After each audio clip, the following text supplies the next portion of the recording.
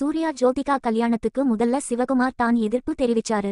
ரீசெண்டா ஒரு நிகழ்ச்சியில் சிவகுமார் சூர்யா ஜோதிகா காதலுக்கு நடிகை ராதிகா தான் காரணம் என்று நகைச்சுவையாக சொல்ல, சமீபத்திலே ஒரு நேர்காணல்ல சூர்யாவுடன் நடிக்கும் போது அனுபவத்தை ஷேர் பண்ணிருக்காங்க. நடிகை ராதிகா, சூர்யா கொஞ்சம் வெட்கப்படும் டைப் என்று கூறிய ராதிகா, ஷூட்டிங் சமயத்தில் எதுவும் பேசாமல் அமைதியாக இருப்பாராம். அதே போலத்தான் ஜோதிகாவும் யாரிடமும் பேசாமல் அமைதியாக இருப்பாராம். அப்போது ராதிகா அவரிடம் சென்று, இங்கே பாரு சூர்யா, நீ இப்படியெல்லாம் இருக்கக்கூடாது, நீ நன்றாக சிரிக்க வேண்டும், அங்கே பாரு ஜோவிடம் போய் பேசு என்றெல்லாம் அட்வைஸ் செய்ததாக கூறினார். ராதிகா இப்படி பேசிக்கொண்டு இருக்கும் போதே சிவகுமார், அவன் சிவனென்னு இருந்திருப்பான், அவர்கள் இருவரையும் சேர்த்து வைத்த அயோக்கிய பெண் இவர்தான், எங்கேயோ இருந்தவர்கள் இப்போது சேர்ந்து 2 குழந்தைகளை பெற்று விட்டார்கள் என்று ராதிகாவை கைகாட்டி கூறினார்.